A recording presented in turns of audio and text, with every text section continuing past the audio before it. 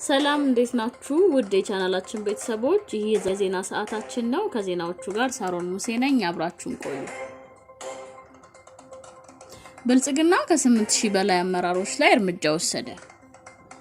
ገዢው ብልጽግና ፓርቲ በመላው ሀገሪቱ ካሉ አባላቱ መካከል ወደ 9000 በሚጠጉ ላይ በስነ ስርዓት ጉድለትና በአፈጻጸም ድክመት ምክንያት እርምጃ መውሰዱን አስታወቀ። የፓርቲው ምክትል ፕሬዝዳንት አቶ አደም ፋራህ ይህንን ያሉት በብልጽግና ፓርቲ ስራ አስፈጻሚ ኮሚቴ ስብሰባ የሰጡ ውሳኔዎችን አስመልክተው ማብራሪያ በሰጡበት ወቅት ነው።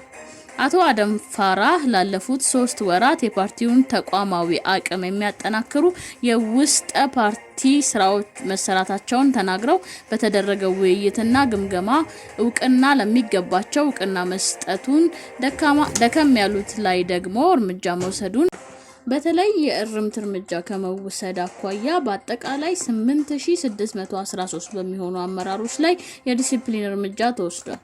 የተወሰደውን እርምጃ ሲያብራሩም አባላቱ ከኃላፊነት ከማንሳት ጀምሮ ሽግሽግ እስከ ማድረግ የሚደርስ መሆኑን ተናግረዋል። ይህ በእንዲህ እንዳለ ብልጽግና ፓርቲ ካደረገው የስራ አስፈጻሚ ስብሰባ በኋላ በሺዎች በሚቆጠሩ አባላቱ ላይ እርምጃ መውሰዱ ከተገለጸ በኋላ በተለያዩ የሀገሪቱ ክልሎች አመራሮች ላይ ለውጦች እየታዩ ነው። ባለፉት ቀናት ከፓርቲው የስራ አስፈጻሚ ኮሚቴ ውሳኔ ጋር በተያያዘ በሚመስል ሁኔታ የተለያዩ ክልሎች ኃላፊነታቸውን በማንሳት በአዲስ የመተካት ወደ ተለያዩ ቢሮዎች የማዘዋወር እንዲሁም የማሸጋገር እርምጃዎች መወሰዳቸውን አስታውቋል። የአማራ ክልል የቀደሙ የክልል ኃላፊዎችን በማንሳት በአዲስ ሲተካ የተወሰኑት ደግሞ ወደ ተለያዩ ቢሮዎች ተዛውረው እንዲሰሩ መደረጉን ተገልጿል። የክልሉ ርዕሰ መስተዳድር አቶ አረጋ ከበደ አዲሶቹ ተሿሚዎች ኃላፊነቱ የተሰጣቸው የአመራር ብቃት፣ የስራ ልምድ፣ የትምህርት ዝግጅትና ስነ ምግባራቸውን መሰረት በማድረግ መሆኑን ጠቅሰዋል። ርዕሰ መስተዳድሩ ከሾሟቸው 35 አዳዲስ ተሿሚዎች መካከል 7ቱ አማካሪዎቻቸው መሆናቸው በክልሉ ኮሙኒኬሽን ጽህፈት ገጽ ላይ መውጣቱ መረጃው ያሳያል። በደቡብ ምዕራብ ኢትዮጵያ ክልል አዲስ የተሾሙና የተሸጋሸጉ አመራሮች ቁጥር 15 ነው።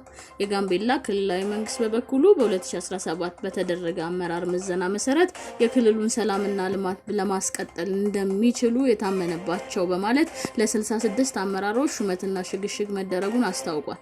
የአመራር ለውጥና ሽግሽግ ከተካሄደባቸው ክልሎች መካከል አንዱ የሆነው በደቡብ ኢትዮጵያም እንዲሁ ከጥቅምት 10 2018 ዓ.ም ጀምሮ ለውጥ መደረጉን ገልጿል። በዚህ በክልሉ ላሉ ለ11 ቢሮዎች አዲስ የአመራር ሹመትና ሽግሽግ መደረጉን አስታውቆ ከዚህ ውጪ ያሉት ግን ባሉበት እንዲቀጥሉ መወሰኑን ገልጿል። ስነ ምግባርና የሥራ አፈጻጸም ብቃትን መሰረት በማድረግ ተካሄደ የተባለው ሹመትና ሽግሽግ ይፋ የሆነው በአገሪቱ በየ5 ዓመቱ የሚካሄደው ምርጫ 7 ያህል ወራት ሲቀሩት ነው። ፈጣንና ታማኝ ዜና እንዲደርሱ ዛሬ አዲስ ቲዩብን ላይክ፣ ሼር፣ ሰብስክራይብ ያድርጉ።